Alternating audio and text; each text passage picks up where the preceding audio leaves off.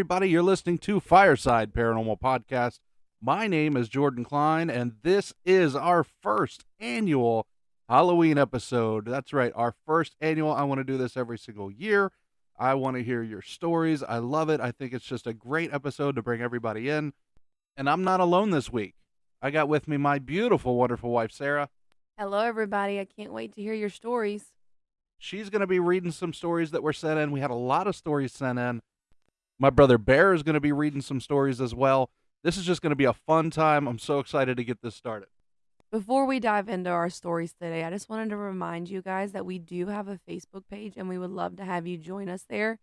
It is a great place to get some creepy facts, some fun stories, and just a great group of people to hang out with. That is Fireside Paranormal Hub. Look for it on Facebook. We have a lot of fun there. The Facebook page is facebook.com/Fireside Paranormal Podcast. And don't forget our website, firesideparanormal.com. Every new episode will be uploaded directly to the website, too. You're going to see them there. If you're looking for an episode list, you can get a link to our merchandise. We got t-shirts. We got all kinds of fun stuff. I've also, dived into the world of TikTok as well. So if any of you are TikTokers out there, check us out at Fireside Paranormal. Give us a follow. Give us a like. I'm going to put some show clips up there. I'm going to put some EVP on there. I might put some clips that are sent in. It's going to be fun on that. I think it's a great way that we could do some things outside of the show. You know, not necessarily just show clips, but maybe teasers of upcoming episodes. Some of your stories we could stick on there as well. I think it would be a lot of fun, so be sure to check that out. All right, without further ado, our first story. Hello, I hear you need a ghost story. My name is Debbie and I live in York, PA. I love ghost shows. I had moved into my home back in 2006. Weird things have been happening. It was a few months since we moved in, and my oldest child was downstairs. I was up in the kitchen. I heard what I thought was him calling to me, but when I asked why he was calling me, he looked and said, "You were calling me." We both never called out to each other, so I just ignored it. Well, months had passed by, and we would see figures. I had my parents over one night, and we were sitting on my back patio. I was facing my back door. I saw a figure of an older man standing there with a mean look on his face. When my mother saw the look on my face, she then turned around and saw it too. It was no one in our family. There are times when we heard laughing. My daughter, who's around 8 years old, said that she saw two little girls in her room laughing while she was sleeping. I asked her to tell me what they looked like. She said they were wearing clothes like they did on the show Little House on the Prairie.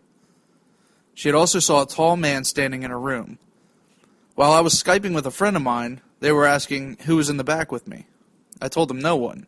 She said she saw a woman and two men, but it was only a black shadow of these people. Again, my son was down in the basement, and he said he could smell someone smoking a cigar. No one smokes in my house. He said he also felt a chill.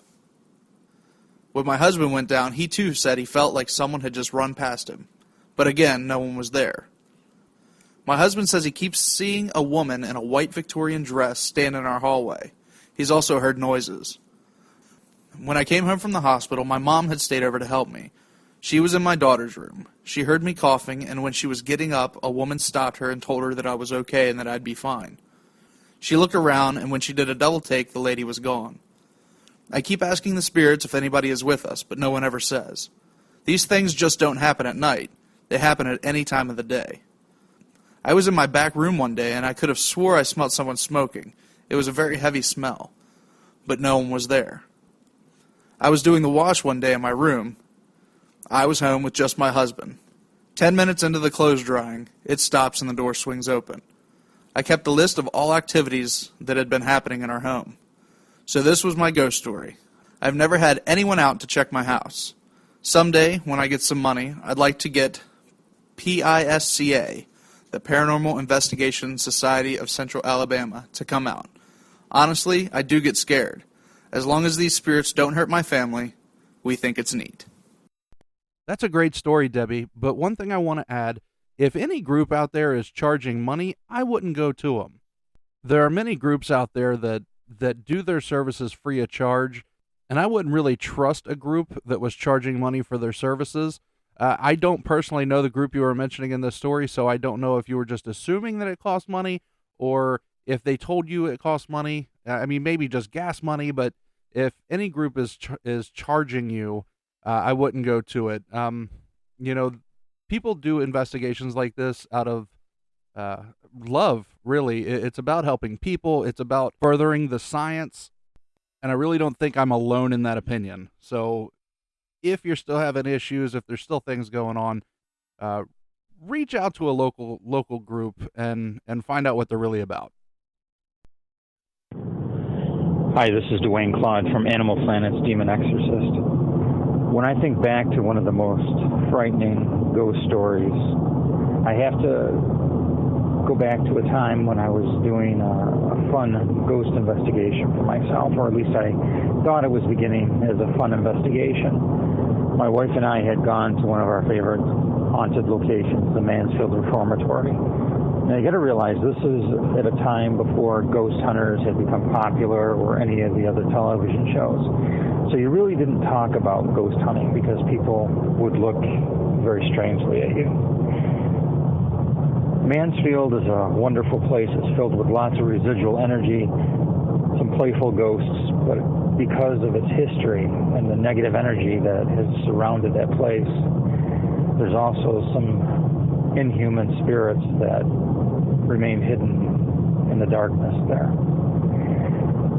I was in one of the remodeled areas of the prison. If you've watched The Shawshank Redemption, you'll know the room that I'm talking about because it was actually used as the warden's office.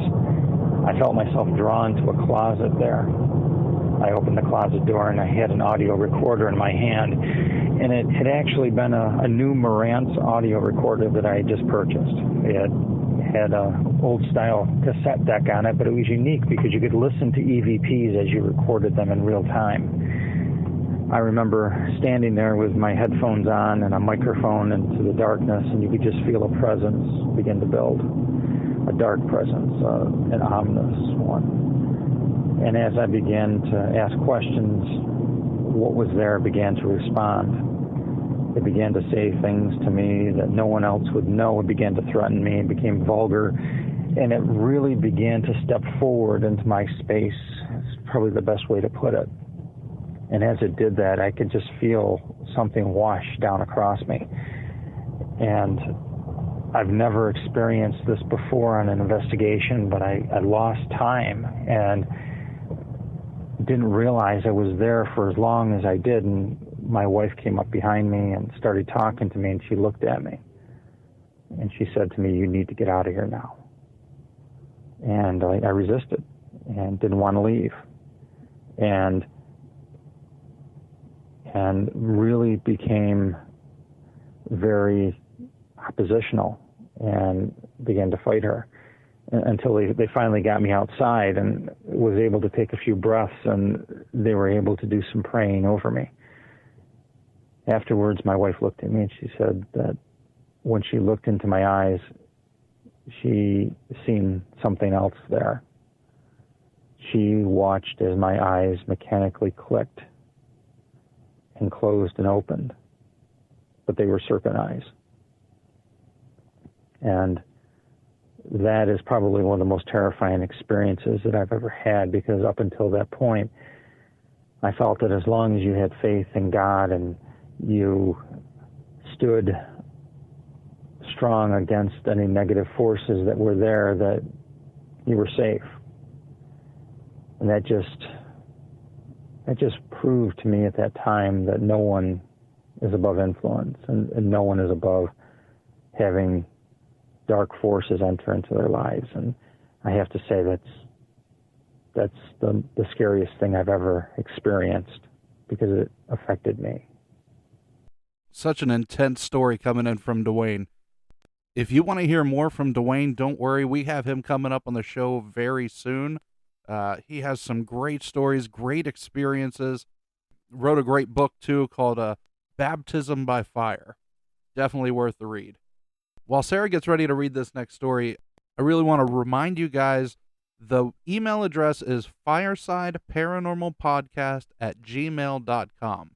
If you have a story that you want us to read, if you want to record your story and send it out there, I mean, even if it's not a Halloween episode, we can start building episodes like this.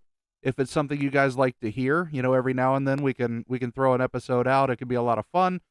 Tell me what you think. Send me your feedback. This story is called The Black Shadow and was sent to us by our listener, Savannah. In 2015, my husband and I moved into the second story of a duplex in Woodsdale. After moving in, everything was really going great. Now, I must say I am a little sensitive to spirits, but I wasn't picking anything up, which was good and really gave me some relief. About 5 months after moving in, I found out we were expecting our first and only child, a little boy. Fast forward to the birth of my son, and I really started noticing a change in the air at our apartment. Certain areas of our apartment were really giving me uneasy vibes, and the main areas seemed to be in our little hallway and our son's room. At this time, my husband was working a lot, so I could be a stay-at-home mom to our son, who was unfortunately a terrible sleeper. This meant most nights I was up late with him while my husband was asleep. One night, I'm awake with our son, and I decided to sit down on the floor and play with him. While sitting on the floor playing, I could hear footsteps coming down the hallway towards the kitchen. We were in the living room, which was beside the kitchen. It sounded like the footsteps stopped when they got to the doorway that led into the living room. I turned around because I just assumed my husband had gotten out of bed and was getting something to drink. However, when I turned around, I saw something very quickly jerk back into the kitchen out of my view. I didn't think much of it, and honestly, I just assumed my husband had gotten up to check on us. I sat there waiting on him to walk in and say hello to us. After a few minutes, I heard footsteps going back towards the bedroom. At this point, I'm quite upset thinking my husband came in the kitchen and rudely didn't bother to say hi or anything. After another half hour, I had to change my son's diaper. I finished changing his diaper, and then I woke my husband up to tell him thanks for not saying hi. He was extremely confused and said, "Well, what do you mean?" I told him I heard him come to the kitchen and saw him looking in at us and then go back to the bedroom. He said he never got out of the bed and was in bed the whole night. He swore he never walked to the kitchen. It was then that I realized something had looked in at us, but I just don't know what. That story definitely gives me chills. I mean, what would you guys do?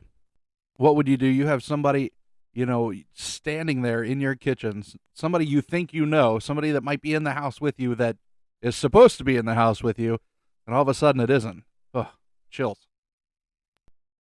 Hey, this is Matthew Jackson from Soup Paranormal in the middle of Indiana. My ghost story for the Halloween special actually took place in 2003. Here in central Indiana, there is a 30-year-old unsolved mystery revolving around a Brown County, Indiana, as the place of a homicide. An unsolved mystery revolves around this guy by the name of Clarence Roberts. And you can look all that information up online. It's a pretty fascinating story that involves arson and homicide and insurance fraud. But anyway, a friend of mine bought the property where the Clarence Robert homicide, the first murder, actually took place. And it was a new house that he built. And anyway, it was the summer of 2003, and he was an amateur astronomer, and he had a really nice, expensive telescope. And he invited myself and a friend of mine named Jennifer to come out to his house and to go out on his back deck and look at Mars. It was the summer that Mars was really close to, really vivid in the sky. So we spent the evening taking turns just watching Mars through the telescope, and it was one of those very starry nights that was just kind of awe-inspiring. And we were on the back deck, and I had this big glass of water with me. It was a big, square-cut, heavy glass full of ice and water, and I put it down on the deck behind me. And I did so because I didn't want to knock it over with my foot or anything like that. And it was still lit enough from, like I said, the sky that, there was nothing out there on the deck besides, Jennifer and my friend Lauren and myself. And then I think we had a little bit of an unseen visitor.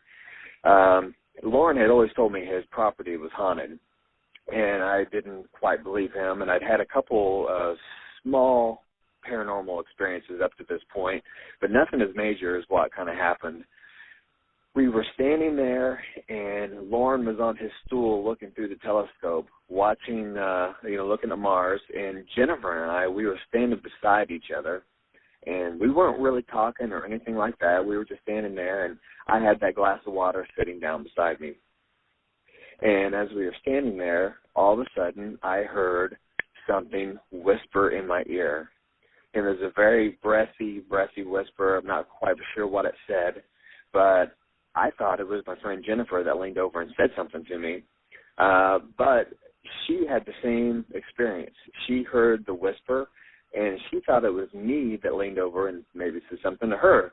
So we both turned to each other at the same time, and we had that simultaneous, excuse me, what did you say? And as we did that, something punt kicked that glass to the point where literally the glass went up overhead, end over end, completely drenched us with water, and the glass just went flying by. And, of course, our initial reaction was we screamed. Of course, I screamed in a very manly scream. And we looked at each other, and we were like, what the blankety-blank was that? And my buddy Lauren, who was sitting there at his telescope, never looked up one time. All he said was, oh, that was the ghost. That kind of stuff happens all the time. And needless to say, Jennifer and I, we didn't stick around there very long after that. We were both pretty stunned by what just happened. And I think that moment right there pretty well changed my my focus and tuned me in a little bit more to there's just a lot of things out there that you just can't quite explain. And that was one experience that definitely opened me up to the impossible being pretty possible. So I hope you enjoyed my rambling tale. And, Jordan, thank you so much for inviting me on to share a little bit of a story. So thanks, and happy Halloween, everybody. Yes, happy Halloween. I really would like to hear what Matt's manly scream was. How about y'all? This next story is read by Brother Bear. The Little Boy. When I was about 15 years old, I was at my mom's house, and we were getting ready to do a workout video. As she was putting the video in, Mom looked outside and saw people from the power company working on the power line. At the same time, I was standing a few feet behind her in front of a recliner. The power suddenly went off, and Mom was still standing at the door watching them. All of a sudden, I get the feeling like something is standing behind me. The hairs on the back of my neck stood up. I slowly turned around, and as I did, I saw a little boy. His dirty blonde hair had a bowl cut, and he was looking at me with big blue eyes. He had on blue denim overalls with white and red sneakers. He was looking straight at me. His lips were blue, and his color was a shade of purple. For some reason, I got the sense that he had drowned. Right after I turned around and saw him, I instantly jumped and screamed, and my mom instantly started freaking out, screaming, "What is it?" I asked her if she saw the little boy, and she had a very confused look on her face. She said she didn't see anything. I told her that he was just standing right behind me, and he looked like he had drowned. I told her exactly what he was wearing, and she didn't see him, but I really felt like she believed me. Years later, they built a house in the same place where that trailer stood. My mom called me and told me that my stepdad saw a little black-headed girl in Victorian-era clothes. He had opened the towel closet in the bathroom and saw her with her knees to her chest. She just looked at him, and then she was gone. This happened in the very same spot, but a different house. He said she didn't make him scared. The little boy I saw wasn't particularly malevolent either. He just seemed to be saying hello. No one has seen a trace of that little boy or the little girl ever since. My mom and stepdad still hear things and see shadows in their newly built home to this day. That story makes me wonder what could have been attached to the ground, because it wouldn't have been the house. It was two different houses. Very curious. I agree, because it does sound like it would be like a residual haunting, something that plays over and over and over again. It wouldn't necessarily matter if there was a house there or not. But the fact that it's two separate looking entities, it's pretty neat. Hi, my name's Kurt. I'm calling from Las Vegas, Nevada. I'm actually going to hear the sounds of the strip behind me while I tell my chilling ghost story. About a year ago, maybe a little over a year, I used to get home late, and I'd take the bus home and would walk down this street near my house. Anyway, one of the evenings home, walking, I encountered this woman, very tall, striking woman with total dress in black, carrying a black bag. And she's standing behind a fire hydrant. It's a very strange location, especially at 1 a.m., which is the time it was. So I just kind of looked at her, and I recall the first time I encountered her, I just kind of nodded. And I honestly can't recall what she did. So about a couple weeks later, walking home, same time, same street, there she is standing behind this fire hydrant in front of the house at 1 a.m. This time I said good evening, and if I recall, she responded, good evening. But I got this really eerie feeling as I passed her. So I went down about another 5-10 feet, not long at all, turned around, and she was gone. There was really nowhere that this woman could have gone, especially that quick, unless she had Catwoman reflexes. Once again, and also she was dressed exactly the same. Dressed in total black, carrying a black bag. Even the hair's black. Anyway, I'd forgotten about it pretty much. Since I have so much paranormal and odd stuff in my life, you tend to forget a lot of stuff that's happened. So anyway, about 3 weeks ago, me and my friend are coming home from a date.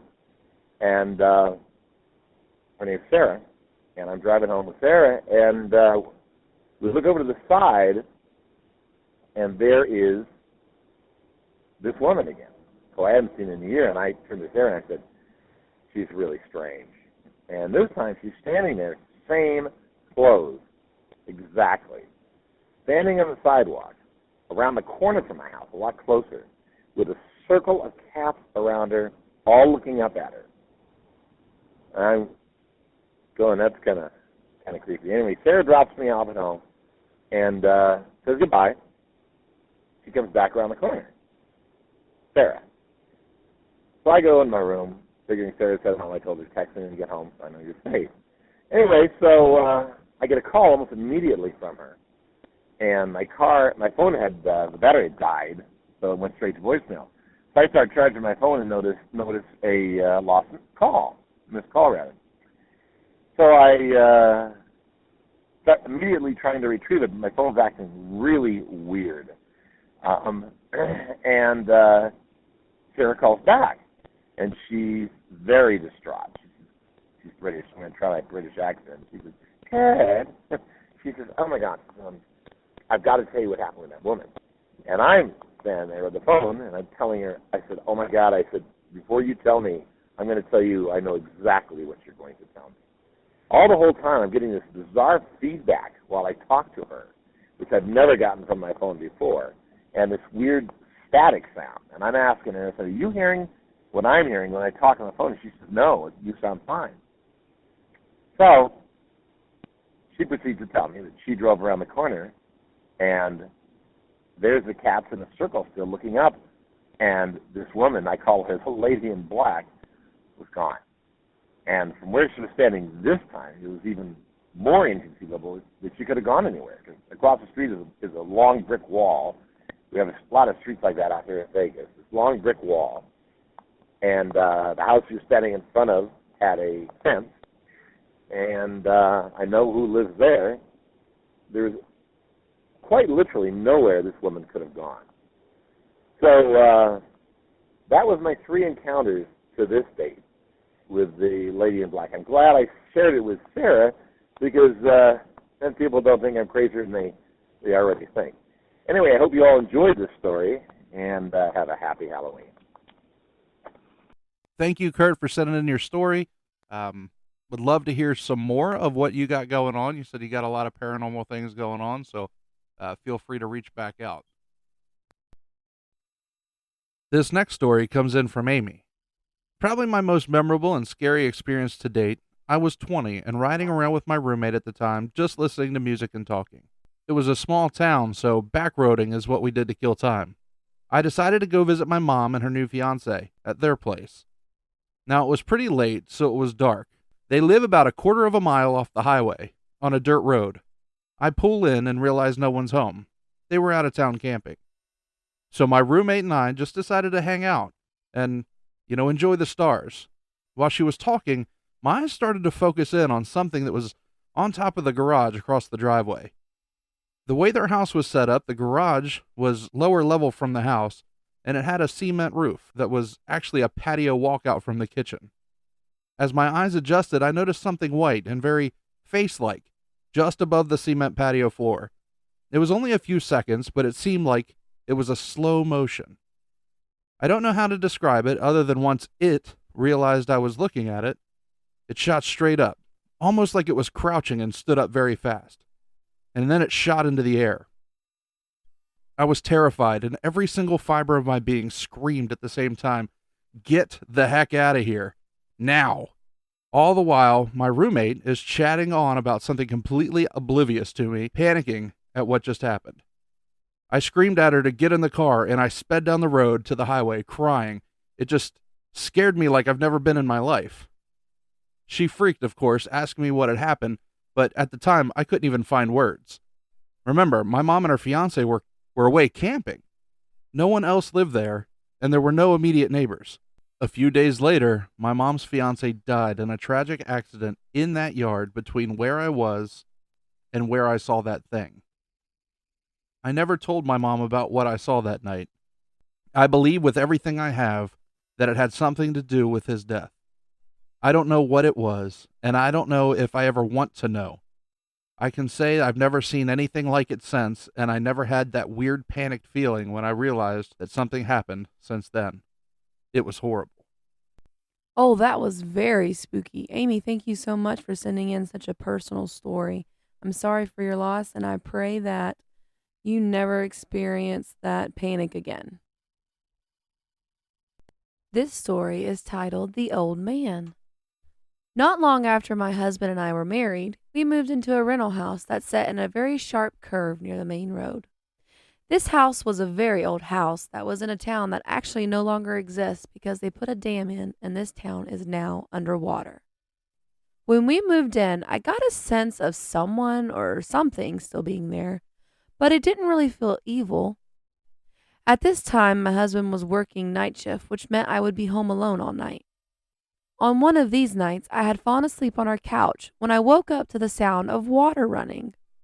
I went to the kitchen and it wasn't there, so I ran to the bathroom, where the shower was running with the perfect steamy shower water temperature.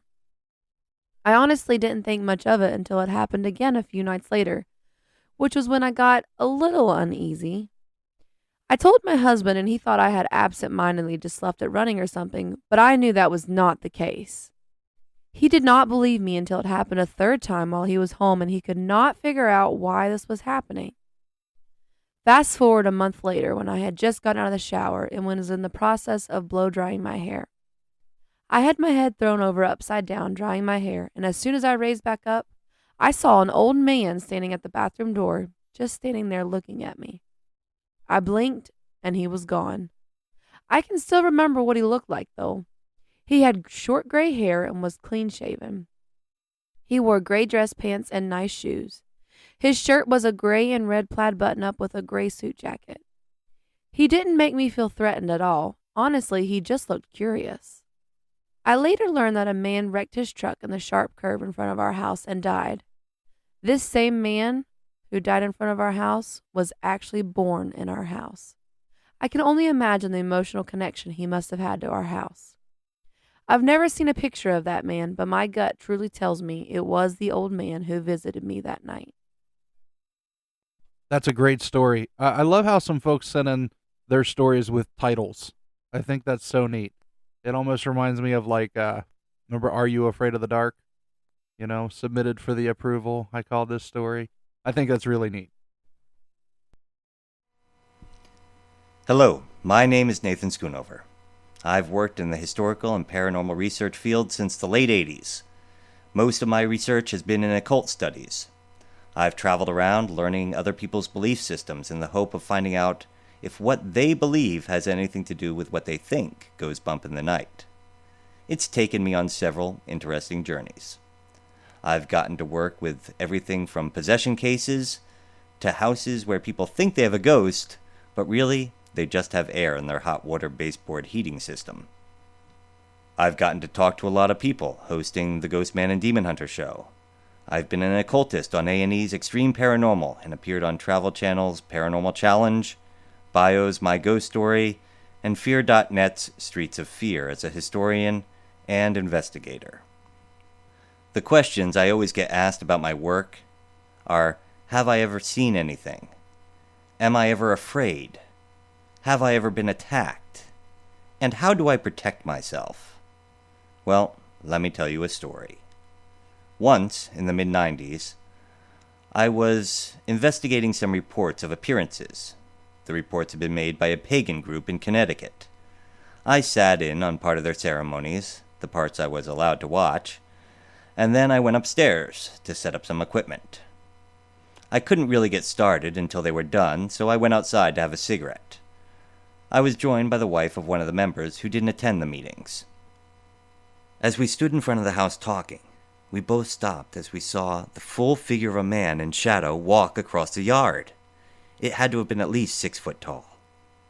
At the same time, we both said, "Did you see that?" The shadow man just kept walking. I started to pull out my camera as the woman next to me gave out a yell as she realized what she was seeing was real, and I took chase. A few feet into my run, my foot hit a dent in the ground, and I tried to lift it, but it felt stuck. I felt my legs growing numb. The last thing I remembered was the world spinning as the ground got closer, and I fell. I must have gone unconscious. When I woke up inside, I was told I'd been shaking, yelling, throwing things, that I had thrown a 300-pound man across the room. You don't know me, but I'm not that big. I was unaware of any of this. What had happened? Was I attacked? Did I have a seizure? I didn't know. Since then, I've suffered occasional tics and tremors, which doctors and neurologists have been unable to explain, despite CAT scans, MRIs, and enough tests to make me feel like a pincushion. So yes, I've seen some crazy things. And if I didn't get frightened, I'd have to be crazy. Whether or not I've been attacked, I'll leave that up to your judgment. And as for protecting myself, well, you really just have to have faith that you're being looked after. Still, I'm always out looking for something new, and you can always find me at ghostanddemon.net. So keep this in mind. Can it be dangerous? Yes. Is it like TV and the movies? No, not really. Until next time, when things go bump in the night, try leaving the lights on. Thanks. Wow, such an intense story. I mean, could you imagine going through this? I mean, just for me, the thought of going to an occult ceremony when I wasn't, I guess, part of that group is terrifying enough. Maybe I just watched too many scary movies, but that takes some guts. Now, also, Nathan's website, after he had sent that story in, he had moved everything to his website. It's nathanschoonover.com. nathanschoonover.com. Very interesting stuff there. And here's another story read by Brother Bear. The Whisper. After my son was born, I started having uneasy feelings in our apartment. I mostly got them in our little hallway and in my son's room. By this point in my life, I got very used to seeing, feeling, and hearing weird things. One day, after getting out of bed, I took my son to his room to change his diaper. I was at home alone with my son, my 2 dogs, and 1 cat. After I walked into his room, I sat him on his changing table. As I was getting ready to change his diaper, I heard a noise outside of his door. I stopped and turned to see what it was, and saw that both dogs were behind me, and my cat was standing inside the room at the door. I turned back around to finish changing him, and I suddenly started feeling scared, and the hairs on the back of my neck stood up. I could feel something behind me. And then I heard a loud whisper in my right ear that said, "Run." I froze. When I finally got the courage to turn around, no one was there. I quickly grabbed my son and got out of there. Not long after this, I learned that an old lady had died in the downstairs apartment. She was actually lying there a couple days before she was found. I never felt threatened, but I often wonder if it was her paying me a visit that day. This next story comes in from a great friend of the show, Tom Mihawk. Hi, Jordan. This is Tom Mihawk, paranormal investigator down in Pittsburgh. I was just calling into the show because I have another Halloween story that I thought your listeners might enjoy. It's a true ghost story, and this happened at one of my favorite locations, the old state pen in Moundsville, West Virginia. This happened about a year or so ago. A friend of mine and myself went in to do an overnight, and shortly after checking into with the people at the prison, we got our equipment together, and if you're familiar with the penitentiary at all, you know that right through the electric sliding door that leads from the lobby or the check-in area out to the cell blocks, as soon as you go through the first door, there's a door to the right that leads to the second floor of the prison, right above the lobby area. And we had never been told, we had an idea that, we really weren't granted access to go up there, but we really had never asked or never been specifically told not to, so we thought we'd take a chance. And, we slipped into the door and went upstairs. It was in disarray. It looks like they were doing at that time some renovations and remodeling, apparently to turn into either offices or classrooms. And we camped out pretty much right below the windows. And there's actually a couple of rooms up there connected by a small hallway. We went into the first room, and we sat underneath the windows with the only light coming in the room was the light of the moon coming through. It was pretty creepy setting. And after about 20 minutes of doing an EVP session, we started noticing in the doorway leading out to the hall a shadow in the form of a person. It seemed to duck in and out several times, and we both watched this for probably a good 5 to 6 minutes. Stopped seeing it. We weren't noticing it anymore, so we thought, okay, let's move camp, and we'll go into the other room just down the short hallway past the stairs. So when we stood up in that room, I saw my shadow and his shadow on the wall, and we saw a third shadow, and there were only two of us in the room. So we knew right away there was something going on. As we started walking towards the hall, the shadow disappeared. We went past the steps down towards the other room, and the big steel door that goes into that other room, we wanted to shut that door behind us to do an EVP session, but we couldn't budge the door. There was so much debris from the renovations, some tile and plaster and just different things jammed under the door frame that even with both of us, we could not get the door to budge. So we walked in and we started to set up camp to do an EVP session in the second room, and we weren't in the room more than 30 seconds, and all of a sudden the steel door that we couldn't move ourselves slammed shut. This shocked the heck out of us, but we knew that we were alone because when we came through that initial door on the first floor, we had actually shut it and locked it to make sure that nobody would contaminate any of the audio we were doing. So we stayed in that room, and before we did the EVP session, we decided to pull a K2 meter out to do some base readings, and we went around the floor, the walls, everywhere, no readings at all, no hits. But in the center of the room, we were able to outline the form of a person with our K2 meter. Whenever we went from floor to ceiling in the shape of a person, we had constant readings on the K2. Whenever we would move away from that center of the room, it would completely just die off on us, no readings whatsoever. So after a little bit of an EVP session, we didn't really feel like there was anything going on. We decided to get up and leave, and the door that slammed shut opened for us no problem. And the debris that was cluttered underneath that door was moved back. And once again, we know that we were the only people in the room or in that part or that floor of the prison because we actually shut the door and locked it behind us as we came in at the bottom of the stairs. So it would be physically impossible for any other person to be up there with us. So that's my true ghost story. Hope you enjoyed it. I just wanted to say happy Halloween to you and the whole crew, and thanks very much. Bye-bye. The penitentiary is one of my favorite places to go to, and I think those of us here in the Ohio Valley are really lucky to have that close, right in our backyard. I think it's a great place to learn equipment, to get involved with some spooky history. There's a lot of history, a lot of things happen in that place.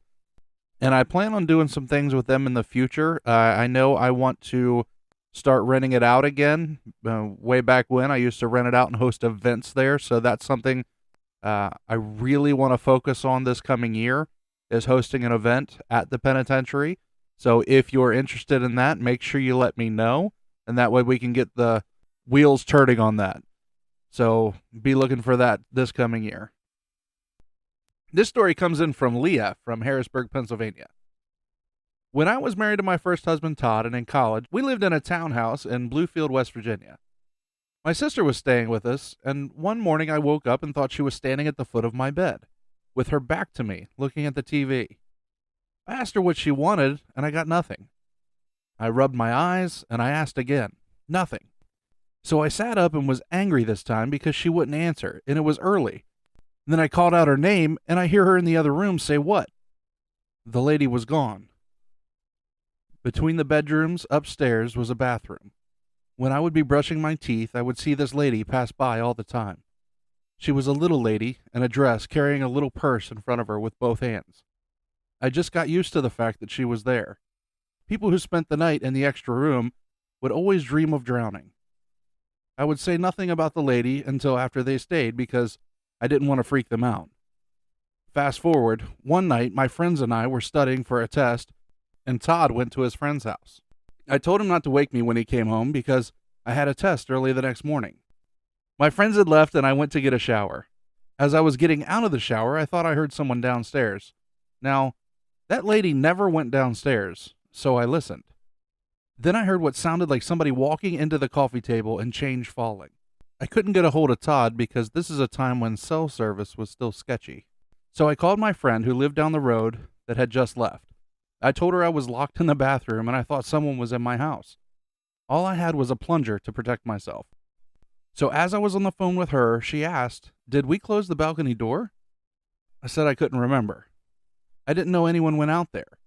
Now this made me think, someone was for sure in my house. So she told me she would drive around to find Todd. Well, her service dropped, and it was just me and the noise. I then heard someone begin to walk up the stairs. At this point, my heart was racing. I started to talk out loud to the little lady. I said, "Look, I know you're here. You know I'm here. We're cool. But whoever's in our house needs to go. Do whatever you got to do to get them the heck out of here." Then it went silent. About 10 minutes later, Todd comes in. He immediately yells, "Leah!" I made him walk all the way to the bathroom door before I'd open it. No one was with him. My friend had not made it over there yet. She had just missed him. When I went downstairs, change was knocked over on the floor. The balcony door was closed with a handprint on the door, looking like it was pushed shut. I don't know what made him yell after I told him not to wake me. My theory is, when whoever came up those stairs, that lady showed herself and got them the heck out of Dodge. No one will ever convince me there wasn't someone in that house. Thank you so much for that story, Leah. This next story comes in from another friend of the show, Chris Balzano. He was actually on the show last week. Hi, I am Chris Balzano from the podcast Tripping on Legends, and for a while at least, I was known as the Pukwudgie guy. And if you don't know what a Pukwudgie is, you can go Google it afterwards. But they are these small troll-like creatures which are the subject of Wampanoag folklore. There are a few other tribes that I've actually found since I started my research that also use this term Pukwudgie, because it seems to have been an umbrella term that was used during certain meetings, certain sacred meetings, which becomes important to the story. They are these trickster spirits who are known to walk the woods and kind of defend their area. They don't want people in there. But at some point in their history, they were known to become malicious. And so they would actually attack the Wampanoag. They would kidnap Wampanoag babies and set their villages on fire. They would lure people out into the woods, and then they were using these balls of light called taipaiwunkas, which we would probably call ghost lights, which were the souls of people they had killed, and they would use those lights to lure other people into the woods and either push them off rocks or kill them in other ways. And so, there's this long history of Pukwudgies terrorizing people. And in more modern times, so it sounds like it's just kind of like an old legend, but in modern times, I found the word deep within the folklore of the Wampanoag. No one had talked about these for centuries.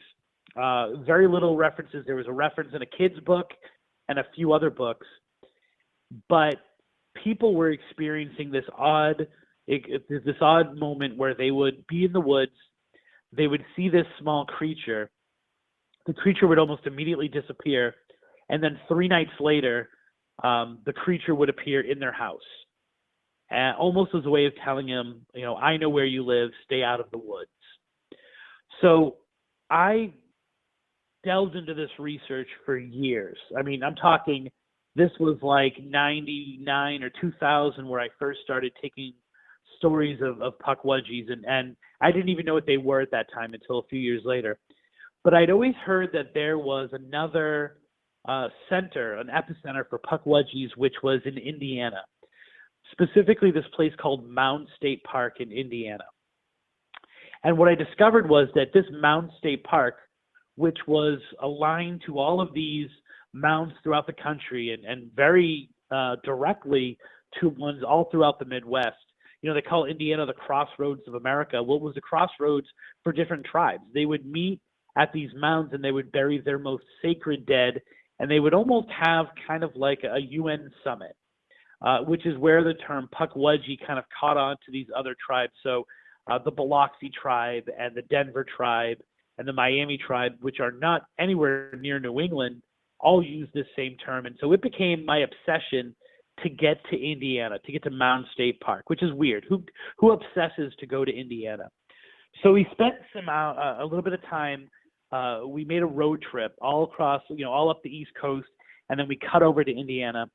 And we were at Mound State Park, and we spent, a few hours talking to an anthropologist who was there, who kind of gave us some insight. I was able to record a few of the rangers who had had experiences there as well. And then we decided to walk the Pukwudgie Trail, which kind of, goes all around one of these very sacred burial mounds. What we discovered as we were doing it is that there were a lot of fairy trees, right? So there are these trees that had these openings in them, which science would say, is rot or it's decay of somehow. But the folklore of many cultures talks about how these are spiritual gateways between the different realms. And we were kind of, going from tree to tree, and we were exploring, and we decided to go out of the woods and onto this road, which was leading to a historic little house, which was at the very end of the park. We start walking, and by this time it's raining a little bit.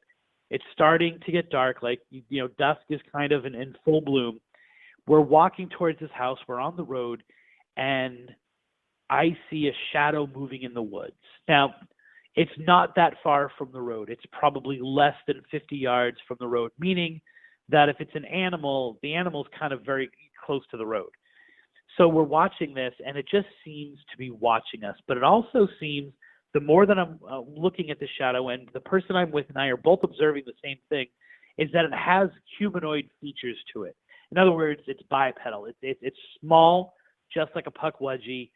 It seems to be darting in between the trees, and then all of a sudden we'll see like a little movement as if something is looking around the tree. And so we're just focused on that area. Right at that time, a whole bunch of fireflies kind of start popping their little firefly butts, right? And we start seeing all these little bursts of light, which we're pretty sure are fireflies. And they're all in this one area. So, we're in the middle of a forest, or we're at least on the edge of a forest, but all the fireflies are only in this one area between us and whatever this shadow thing is.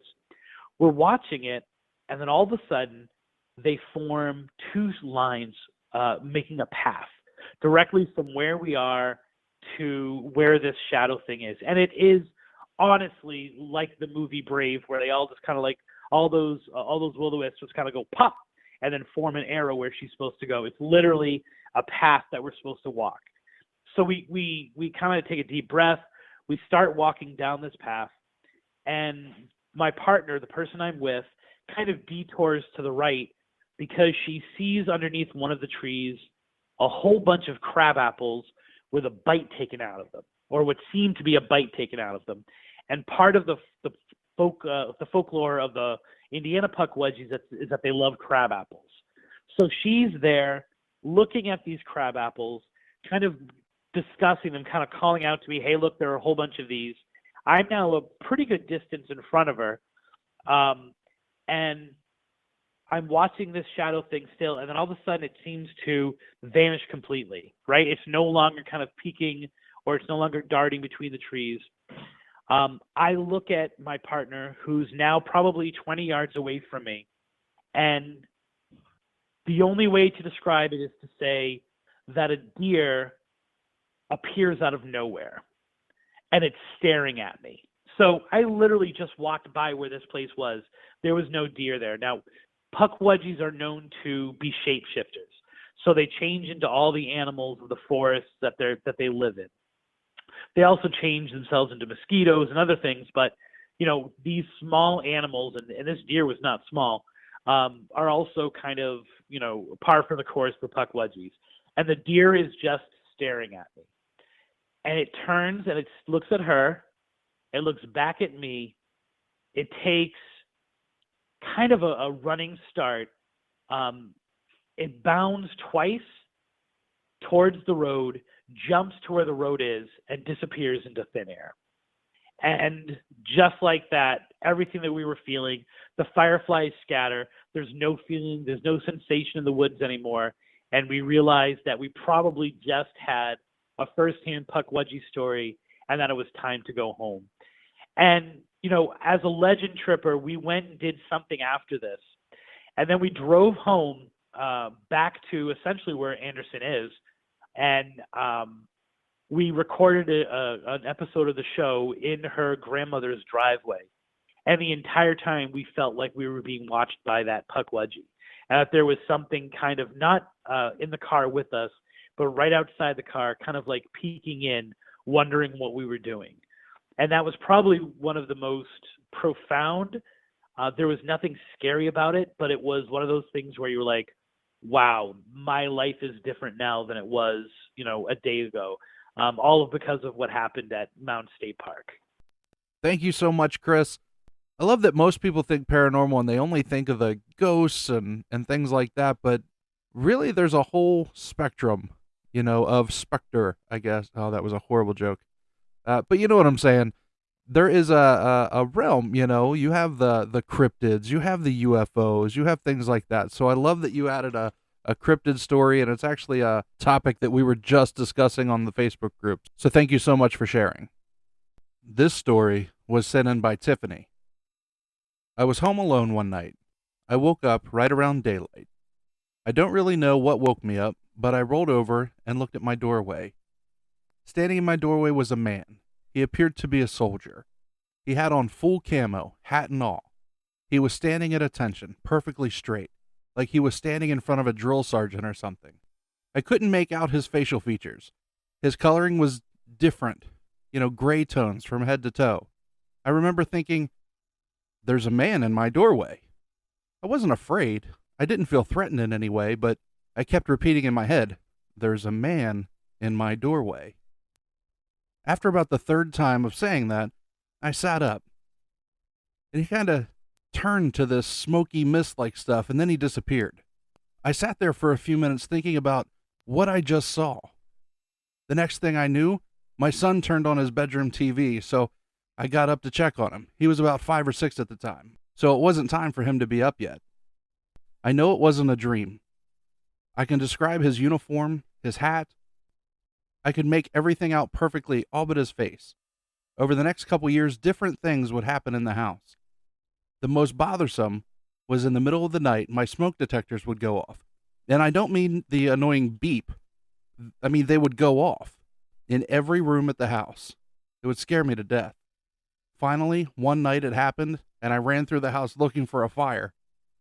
I said, okay, I know you're here, and I don't mind as long as you don't intend to do any harm. But please, stop making my smoke detectors go off. It's scaring me. And they haven't went off since. Wow, thank you. Now, this story here, I saved for last because it was the most surprising that came to me. It's actually from my 5th grade teacher. I grew up in a little town in Maryland called Chesapeake City, and it's a fairly small town, and after I graduated, I moved to West Virginia. So it really took me by surprise when I got this email from my 5th grade teacher. So thank you, Miss Harden, for keeping up with me. I hope I hope I'm making you proud. Hey, Jordy, hi. It's your favorite teacher, Mrs. Harden. And this is the story of a dream that was real, where I traveled to a person and boom, I was there. Many years ago, when I was still teaching, I was talking with one of the teachers. Her name was Rhoda. She was really upset because her mother had fallen down the stairs, either because she'd had a mini stroke and fell down the stairs, or she tripped over something and fell down the stairs. But the end result was she ended up in a coma for, likely 3 weeks or more. And it was really stressful for the family because Rhoda's mom was kind of the one who kept everything together. Well, it was a rough week at school, Friday night. You know how rough weeks are. You just fall in bed totally exhausted and think you're going to have a really good night's sleep. Well, it started off that way. And I was sleeping on a Friday night. And all of a sudden I fell into a dream that felt absolutely and totally like I was awake and I was doing the things that were in the dream. Well, it ended up that I flew and I could feel my body flying and hovering over this woman in a hospital bed. And she was lying there smiling, and I thought, well, it mustn't be too bad because she's smiling. And she looked up at me and asked me, well, should I live or die? My first reaction to that question was, why the hell are you asking me that? Because I didn't know her. I had no answer for her. And I said, well, I really can't answer that for you because it's not for me to decide whether you live or die. But if you look around your bed, your entire family's there. And they love you and they're pulling for you. And they want you to live. But you're the one who has to decide what you're going to do. Probably won't be easy once you decide to live. And it won't be easy for them if you decide to die. So you make that decision. And as soon as I said the final, you make that decision, boom, I was back in my bed, asleep, and as you know, probably snoring and rattling windows, because that's what you always tease me about. I woke up Saturday morning frantic because I wanted to get in touch with Rhoda, but I didn't have her phone number.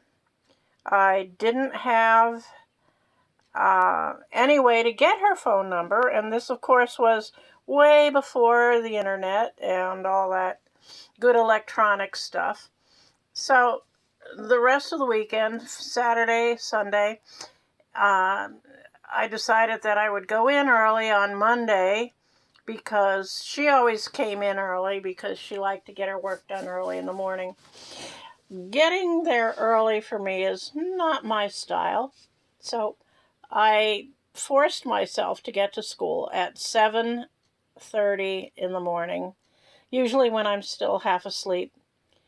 And I went to Rhoda's room, and she was sitting there doing her stuff as usual. And she looked up at me and she said, "Hi, how are you?" I said, "Well, just wanted to see how your mom's doing." And she said, "Strange thing, the middle of Friday night, she started coming out of her coma, and the nurses were totally shocked because all she could do was smile." So that's that part of the story, because you never expect to have a second part to a dream like that.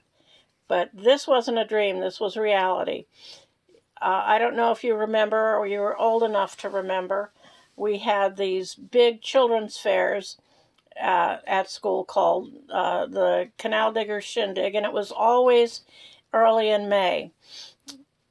And of course, since I was PTA president, I was in charge of it, and I was running around trying to figure out if everything was going well. And I was walking down the hall, and this bunch of people were walking up the hall, and I looked at the woman in the middle of the group, and it was Margaret, the woman in my dream. And Rhoda went to introduce us, and Margaret said, "Oh, you don't have to introduce me to her. I know her. That's Janet." And I said, "Hi, Margaret. How are you? I'm glad to see you." And Rhoda could not figure out why it was that she and I knew each other, because Rhoda knows, that we had never, ever met. So that's my scary story for October. I don't know if it's all that scary, but it sure put me in a point where I started believing in strange things. So, at this point in time, I'm really proud to be your former teacher, and I'm glad you're doing all the stuff that you're doing, and you are a pretty awesome guy. Thanks. Bye-bye. Well, that wraps it up, everybody. Our first Halloween episode for Fireside Paranormal Podcast. Thank you guys so much for sending in your stories. Thank you so much for listening. You guys be safe out there. Keep it up. Keep investigating. We want to hear what you have to say. Hey, make sure you check us out on all the social media platforms. Like I said, we got Facebook. We're on Instagram, TikTok. Give us a follow. Give us a like on all that. Have some fun. Join that group, Fireside Paranormal Hub on Facebook. Don't forget to check out firesideparanormal.com. Get yourself some sweet merch.